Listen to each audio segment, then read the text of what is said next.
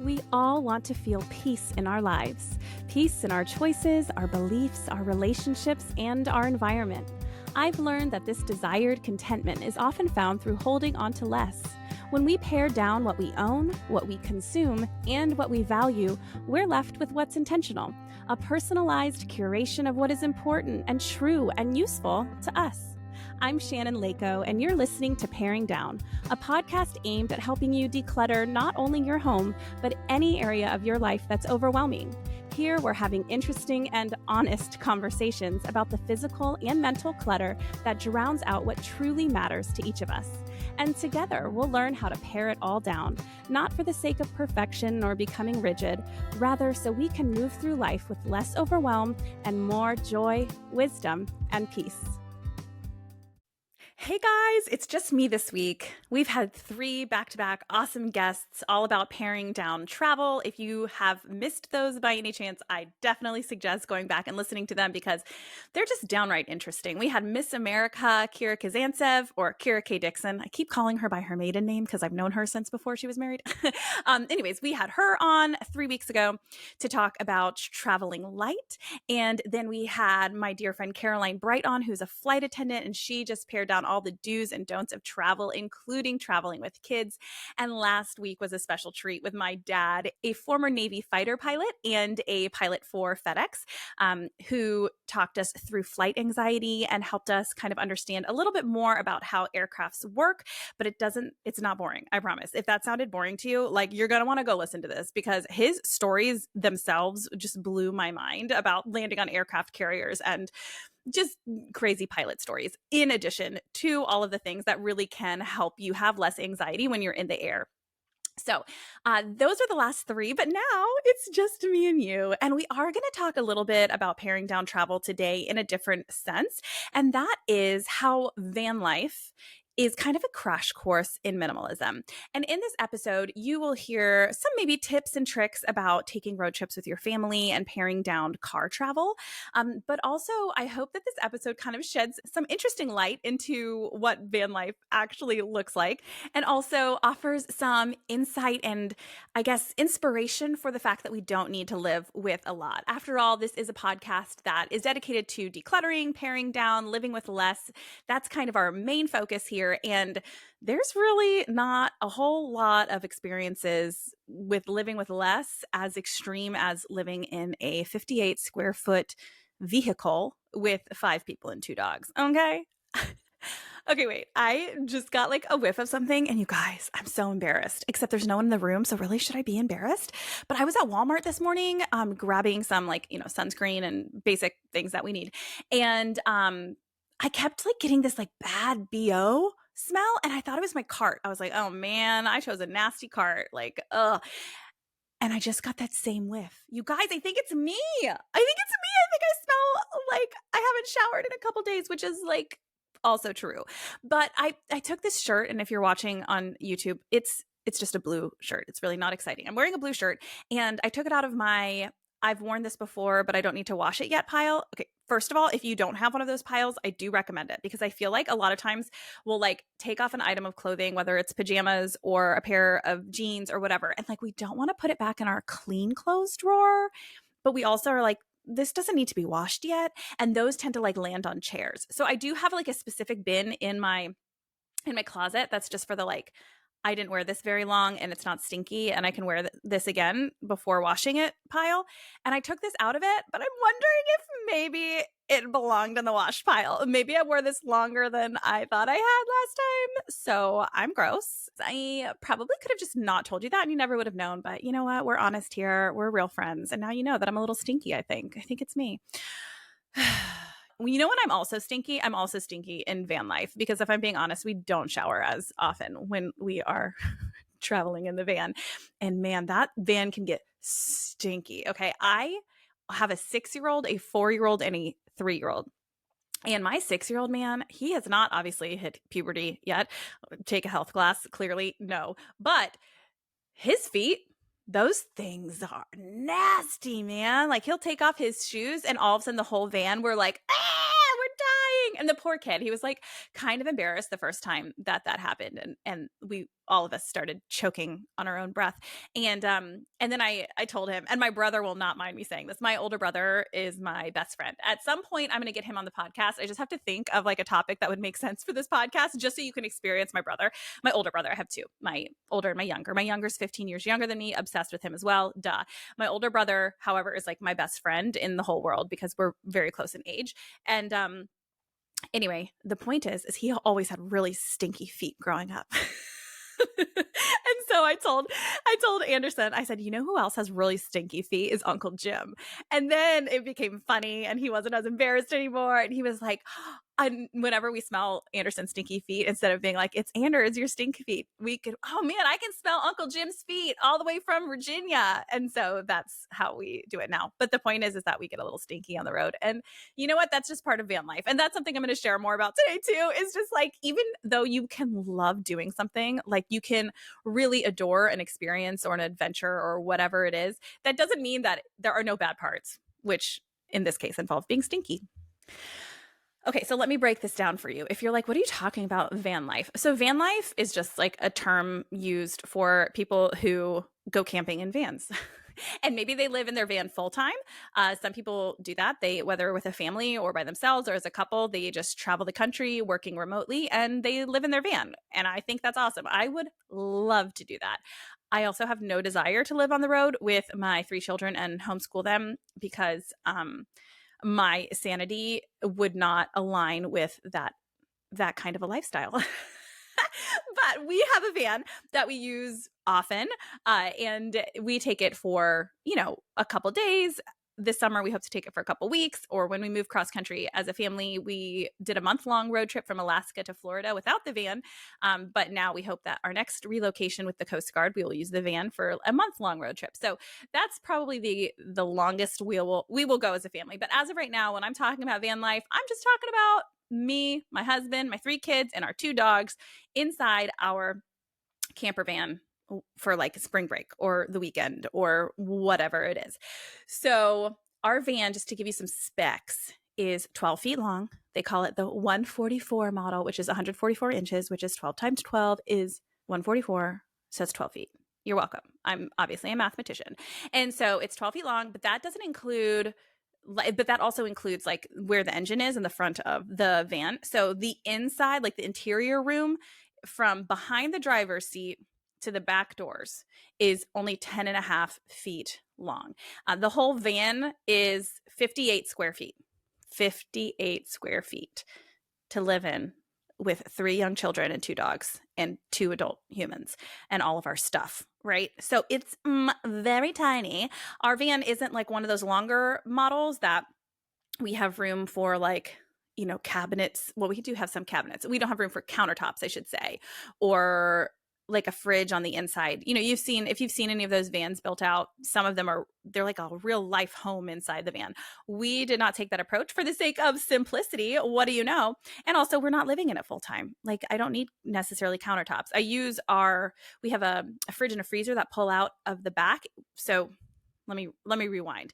I will paint this picture for you. I also do have a tour of our van on my Instagram. So if you go to my Instagram page, Paring Down Podcast, and then go to the highlights, there's van life highlights, and in there is a full tour, so you can actually like get a visual of what this looks like. But basically, you have the 2 driver seats up front. And then you have about 2 feet behind them before the bench seat, which is the factory bench seat that came in this van. Like, right, it's a passenger van that would have like 3 bench seats in a row to take passengers. We kept one of those because we wanted to have factory seating for safety reasons.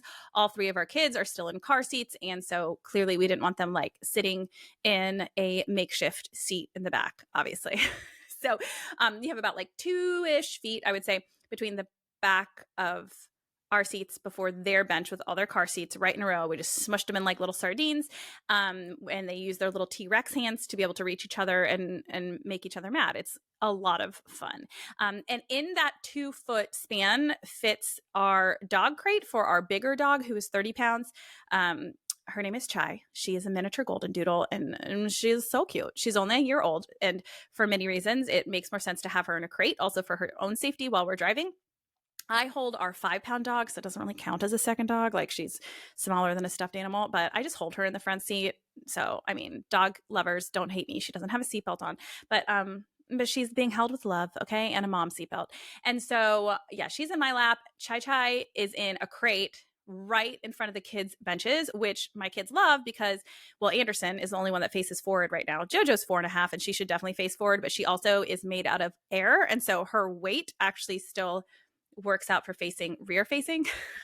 So right now, the way the car seats fit, it actually is better for her to be rear facing. And she's like pretty down with that. Like, she's my very low maintenance child. So she's like, whatever, I'll rear face. And she's like definitely safely within the height and weight limits of rear facing. So 2 of my kids rear face, and then Anderson faces forward, and he uses Chai's crate as a place to like put his legs up and relax. So he kind of loves that. And then behind their bench seat, so it goes our seats, dog crate, right up against their bench seat is about a foot behind their bench seat, where we store our camper toilet that we like pull out and put next to the dog crate at night if someone needs to go potty in the middle of the night, or like if we are in the middle of nowhere and there's absolutely nowhere to pull over for them to go to the bathroom. We just pull that out and they go in the van, and it doesn't smell. It's like a miniature kind of porta potty. I don't have to deal with cleaning it out. That's Aaron's job. So couldn't tell you about that, but he says it's not too bad. But anyways, that's what we do. So you know each other real well, but also, I mean, come on. When at home do I get to go to the bathroom without my kids looking at me? Like, never. Okay. So it's real intimate in there. So you have like about a foot of space, if that. I mean, barely a foot behind their bench seat before you hit the beds. So we have 2 bunk beds in the back that are about the size of a queen size bed. And so I sleep up. We've done a bunch of different sleeping arrangements to figure out what works out. What works best is me and JoJo, my 4-year-old daughter, we're on the top bunk, and then all of the boys are on the bottom. And there's more room than you would think because we sleep with our heads. Well, the boys actually do it differently. Joey Jelly and I sleep with our heads at the back of the van to where the back doors open. So if you open the back doors of the van, it's like our beds are right there. You would fall right out if you rolled out. So, but the doors are closed, so you don't roll out. But we put our heads at the door. And so actually there's a lot of room because when you're in a regular bed, obviously you don't want to fall off the side of the bed. So that takes up a couple inches on either side of sleeping room. But here, my kids kind of plaster themselves against the wall. At one point, I would always sleep on the top with Joe and Anders in the middle of them, and they would kind of like push themselves against the wall and snuggle against the wall. And I actually had a lot of space. So a queen size bed sounds like it might be not enough for 3 people to sleep in, but in the van, because you can't fall out, there's actually plenty of room. But yeah, it ended up being best with Joe and me on the top and the boys on the bottom. So Aaron, our 3-year-old, and our 6-year-old, and they're comfortable down there. And so that's our van. And underneath the beds then is this storage space. And we have like this, you access it through rolling it out of the back. When you open the back doors of the van, you then can kind of roll out this long, skinny drawer of sorts. And that holds our fridge and freezer, which I use, I was going to say earlier, as like our cutting board if I need to, like, or not, but it opens from the top and it's a flat space. And so I put a cutting board on top of it, and that becomes my counter space, I should say, not my cutting board. And then if you open it even further, there's this big empty area that we put all of our bags in or anything else we need. There's also storage inside the van. So all of our pantry items, like food that is we need to easily access, is in these like 2 cupboards kind of above where the kids sit that have these locks on them so they don't fly everywhere if we slam on the brakes or, God forbid, get in a crash. And there is more storage above the driver's seats as well. So that gives you a visual, hopefully, of what our van life looks like. It's also 6'4" of standing room inside, so we can stand up comfortably. It's an extended roof. So we have 10.5 feet total that is completely filled with beds, car seats, dogs, and then our seats. But we can stand up in that 2-foot space in front of their bench where the dog car seat, where the dog crate is. Sorry, I'm losing my words. And that's where we stand to get dressed or that kind of thing. Actually, we've found that it's best if it's like time to get dressed. We have window covers that go on so no one can see. And usually I will just get the kids their clothes out and send them onto the beds, and because they're kids, right, they can like get dressed in weird and confined areas.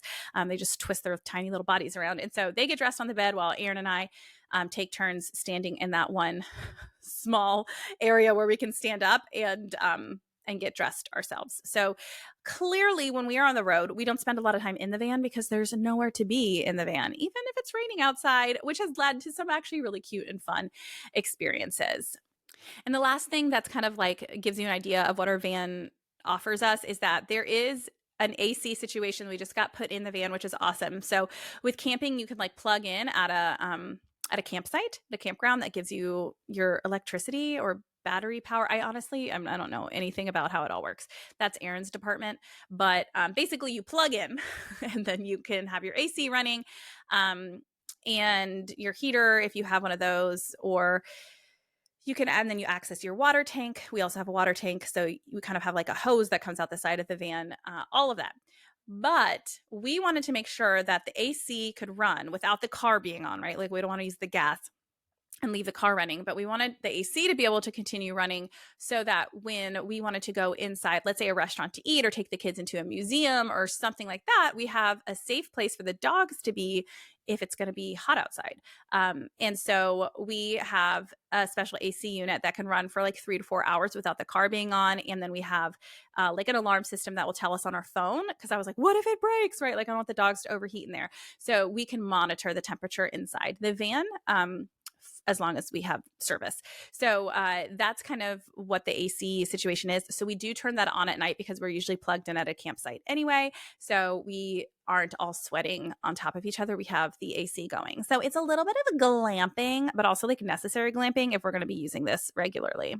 Okay, so that's van life. That's what it looks like. So let's talk about what this means in terms of how much we bring and living with less on the road. From a practical standpoint, the way I pack our clothing, and I think that this works really well for any kind of vacation you're taking as a family, I always try and fit, and if it's a 3 to 4 day vacation, or even if it's a week long, but I'll have access to laundry, I only pack 3 to 4 days, and I can get all 5 of us, into one suitcase or one large duffel bag. And the easiest way of organizing, especially for van life, is we have one packing cube of all of our clothes per day. So instead of doing individual people's packing cubes, like JoJo has a packing cube and Anders has a packing cube and I have one with all our clothes for the 5-day, 4-day trip, whatever, each day has its own packing cube with different family members, all the family members inside that packing cube. So all I have to do is get that one packing cube out of the back, bring it into the front where everybody changes, and pass out their clothes for the day. I think something that I never took advantage of before is that, like, if I'm traveling somewhere that has laundry, even a campsite laundry, but even if you're just like going to visit family or you're going to a vacation that has hotel laundry or something, like it's really not that hard to get a load done, and it saves you a whole extra bag of clothes. So when I go visit my parents now, or Erin's parents, or anything like that, I never pack more than 3 days worth of clothing because I can just throw things in the laundry there. And I just feel like that, I don't know, a lot of us, maybe it's just me, didn't think that way. We don't think that way. We think we have to pack for the entire time that we're gone. But that just adds so much to our mental load to remember to bring all the correct clothing home. And where do you put all their dirty clothes? And you have to bring extra bags because there are so many clothes. And really paring down what you bring when you're traveling, especially on a road trip, is so helpful because you want the space in the car. We are big snack people when we're on the road. I mean, Erin and I, not necessarily, but like for the kids, right? I kind of sort of kind of approach it the same way as an airplane, not as to the extreme. On an airplane, I'm like, anything goes. Please just be quiet and be happy. There's other people around. On a road trip, I'm like, all right, well, you can be a little bit mad at me. No one is here to see it. So like you have to eat protein with your lunch. I'm a little bit more like that. But I do plan our food very strictly. And I really encourage this. I think this is a struggle on the road, is that we are not minimalist when it comes to what we're consuming. We're like, all right, I'm out here. We're going to go through a drive-through. We're going to buy this if we need it. We're going to get this if we want it. And that kind of mindset can be really expensive and really unhealthy. So if you're taking a road trip, I really suggest bringing your own food for many different benefits. You don't have to stop, and there doesn't have to be as much time wasted getting the food out. I mean, if you're like me and you let your kids eat in the car. We also will stop at a playground instead of a fast food place and eat our lunches there. So they have the outdoor space to run around, stretch their little bodies, get out and about. And then that's often when they have lunch as well. And that's just like a happier experience than taking everybody into a fast food place. And it's cheaper and it's healthier. So some of my favorite things to pack for the kids, besides just like the snacks, right? We do the goldfish and the pretzels and We do a lot of bananas and oranges, and I cut up berries and apples for the road. So if they've had a lot of crunchies, as we call them, then they need to switch and have something healthy as well. But for lunches, things that go really well that you can just like keep in a cooler is just like make a big bunch of tuna salad, right? And then bring a loaf of bread and you could do that, or peanut butter and jelly sandwiches, or egg salad sandwiches, anything like that. Another thing I like to do is I will make a plastic container full of pasta salad. So that's something Aaron and I enjoy more too. And we use red lentil. Was that what it's called? Red lentil pasta. This is new for us. We were using chickpea pasta for the protein, but red lentil actually has higher protein, and I really like it. Thanks. Shout out to my girlfriend, Olivia, who introduced me to red lentil pasta. But we'll do that for the protein, and it's just a yummy pasta salad, and that carries really well in the car as well. Obviously, we do hot dogs, which is like not the most healthy option, but when we're camping, it's fun to cook over the fire. But even if you're not camping, like I said, just planning ahead those lunches is really, it's just a good thing to do, and it'll make your life easier on the road. So just, take the time up front to then your future self will thank you. And isn't that like so true about decluttering too? It's like our future selves thank us when we're managing our home well, when we've decluttered the stuff that is bogging us down. Like sometimes it's hard in the moment to like turn on the music and get started and declutter something. But then the next time we go open that drawer and it looks beautiful, our future self is like, thank you, past self, you're the best. Or when we start a load of laundry and actually remember to transfer it to the dryer and all of that, we're like, our future self is really grateful. I'm a big fan of like always thinking about my future self. Future Shannon is like, she's my girl. I'm always looking out for her the best I can when I have, the bandwidth. I understand that sometimes you just got to get everybody in the car and, I guess you're going to grab Taco Bell. I mean, that's my husband's. He would prefer that. But, I do think that there is power in planning ahead so that the road trip isn't as overwhelming. I think that's what makes traveling with kids and just road trips in general feel overwhelming to people, is that we don't necessarily prepare ahead of time. And so then we have all these needs when we're on the road, or our kids have the needs and you have to stop and you have to get it. And there's just a lot of that, right? When you're in an airport, I feel like we all kind of give ourselves this like permission to just like get what you need. And I don't know, air travel also goes faster. And so you're like, I don't want to be stuck in a car for that long. But being stuck in a car for that long actually has like a really, really, really fun benefits, and it's cheaper. And you could just make some really, really cool memories. So that's why I'm such a big fan of going on road trips. Because it kind of forces you to slow down, right? It's a slower way of travel. It's a slower way of making memories together. And we've come to really love it because we do our best not to rush from one place to another. That is not how we travel. We're like, okay, if it is a 15-hour drive, we're not going to try and get there in one day. We will do 2 days that are 7 hours long, which sounds like a lot of driving, but we're not doing 7 hours in a row. We usually only go for maybe 2.5 at most hours, and then we stop, and we usually have looked up something we want to do along the way. We're going to go on a cave tour. We're going to go dig up diamonds at this cool national park. We're going to go whatever it might be. We have something fun, even if it's just stopping at a playground to play for an hour and eat lunch and chill out, right? Like we take our time. And if you add it all up, 7 hours, and you have 3 stops that are 2 hours, that's 7 plus 6 is 13. And that's a whole day. You leave at 8 in the morning and you get there kind of around 9 o'clock at night. We like to arrive late if we know we're not going to arrive by like 4, we'd rather arrive at 9 because it's already going to be dark outside. And so we just want our kids to go straight to bed. And we want them to be tired. For the record, their bedtime is 7:30 at home. On the road, it's not about getting sleep. We've accepted that. It is not about sticking to routines when you're on the road. And so anywho, the point is that you don't have to rush through it, and it can be so much fun. The journey of getting somewhere. And on that note too, I also recommend bringing like a bucket for them to collect sticks and rocks in, or whatever that they want to do, and a ball. You don't have to bring a lot of toys, right? We bring one little truck because my 3-year-old loves to push trucks around anywhere. We bring one truck, a bucket, which we also need so we can like fill it up with water and put out the fire at the end of the night, since we are camping. So that is like a double whammy, but the kids use it to like make collections, and a ball for them to kick around. And that's what they need when you're on a road trip and you're just getting outside to wiggle around. Okay, so let's talk a little bit about what we do for entertainment on the road. And the reason this kind of relates back to minimalism too is that, along with the clothing, we're not bringing as much, or the food wise, we're being really intentional. Those all speak to minimalism at home too. You can prep food for the week so that you are not overwhelmed with choices. You can do laundry every 3 or 4 days at home, or every other day, or every day if that works for you, right? Like these are lessons that we can then implement back at home because, life is so much simpler when we don't have a million different choices and when we've pared it down to just the essentials, which is what happens when we're driving on a road trip. I love that part of it. And I implement that at home. And along with that is entertainment for the kids. So this speaks to why we just don't need a ton of toys. Listen, I'm not saying you don't have any toys. We've talked about toys on this podcast. I'm not anti-toy, but when it comes to connecting with our kids, very rarely does it require toys. Okay. So we do allow our kids on any road trip that is 2 hours long or longer, they get some screen time. That's how we do it. If we're ever in the car and it's less than 2 hours, we don't do screens. But we try and incorporate and pause and take time to have them look out the window and enjoy the road as well, obviously. And so these are things that we implement when we're on the road to entertain our children. Just to give you a couple of ideas yourself. One is the alphabet sign game. So our 4 and 6-year-old are now old enough to be able to recognize letters, obviously, especially our 6-year-old who can read.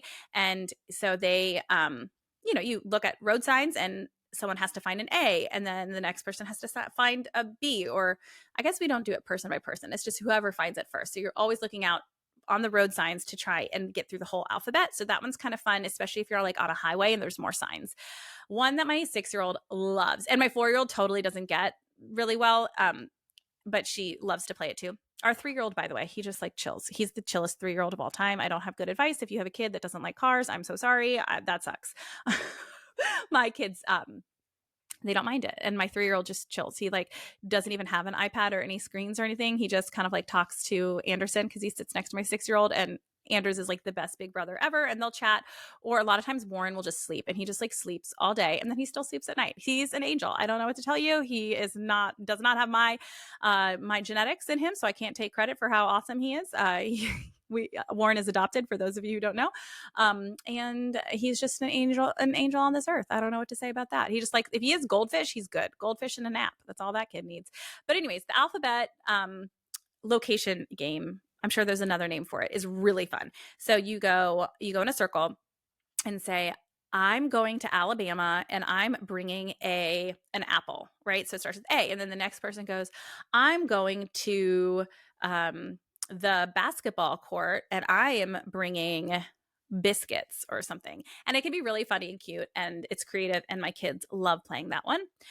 We do 20 questions, which like they sort of kind of get at their ages, but obviously I'm thinking of a noun, or I'm thinking of a person, I'm thinking of an animal, and then they have to ask 20 yes or no questions in order to think of it, in order to figure it out. I spy. Classic. I spy something blue. I spy something green. Usually we just do colors, and our kids have a blast with that. We do sing-alongs. We put on a soundtrack, and we're going to be like, okay, we're taking a break from screens and we're doing a full sing-along to Hercules. And so that's kind of how we make sure we have like a full 30-minute screen break, or that kind of thing. 2 more ideas. One is would you rather. My kids love this, especially if you get gross. Like, would you rather stay in the bathtub after Warren poops in it, or smell JoJo's stinky fart? Like, I know we shouldn't do potty talk. Don't take parenting advice from me. My kids just think it's funny, and we're in the car and it's just our family and we're not in public. And so like we just make them giggle with gross things. But would you rather, it doesn't have to be gross. Okay. Would you rather jump off of this or do XYZ? That's a fun game. And the last one is called Triple Threat. And so you choose 3 nouns. My kids also think this is really funny. So for example, 3 things, right? An apple, mommy, and Pikachu. Those are 3 things. And then someone has to make a story about an apple, mommy, and Pikachu. And it's really cute and hilarious to hear the stories. Or Aaron and I have fun coming up with the stories too, when the kids give us our nouns. So anyway, those are just like fun entertainment ideas for kids on the road if you are on a road trip and want to get their faces out of screens for a second. And I'll finish up here with just like overall life lessons from van life. Like hopefully that helped you pare down traveling on a road trip and kind of speaks to the essentials that you need, which is not much. But here are some other life lessons that I've gained from van life and road trip life. Number one, nobody cares what you look like. It just doesn't matter. It really kind of reminds me that like it's okay to kind of look busted sometimes. I think the older we get, the more we know this. And I'm not saying that you should like go around being stinky and smelly like I am and also look gross, because apparently I'm stinky and smelly today and I look gross often. I'm not saying to just like let yourself go and not care about your appearance. I do think that there is something to be said for looking good, feeling good, and taking care of yourself. Okay. Just putting that out there. But also, that's for you. Nobody out there cares what you look like. When I meet people at the campsite or at whatever stop we're at or whatever it is, I usually look haggard. Okay, like haggard. And I still meet the nicest people and we have the best conversations. And I've met so many awesome people on the road. And not one of them has commented on the fact that I don't have any makeup on my red breakouts on my cheeks, you know? So to encourage you with that, you can minimize the importance of your appearance. I've also learned that honestly, the best memories are made when you're in small spaces together. I mentioned that we've shown up to a campsite and it's raining and we're in this tiny car and the kids are just itching to get out. And so we just put on their raincoats and we didn't even have their boots with us this one time. And so they just ran barefoot around and they found other kids that wanted to play in the rain and they were just soaking wet and it was crazy. And we obviously bring towels with us and it was great and it was fine. You just make really fun memories because you're kind of forced to be on top of each other, to come up with ways to interact and to have patience with each other, to apologize when you guys get short with each other, because of course it can be stressful in moments, to have creative play, like running around in the rain when things aren't going right? Like it just brings you together, like literally brings you together, but also it creates the most fun memories for an emotional and familial connection. Another big life lesson is that there's a calm that comes from being in nature. And I know not all road trips involve being in nature, but a lot of times they do, especially when you're taking time to make those stops and go see that waterfall or go to that state park in order to stretch your legs.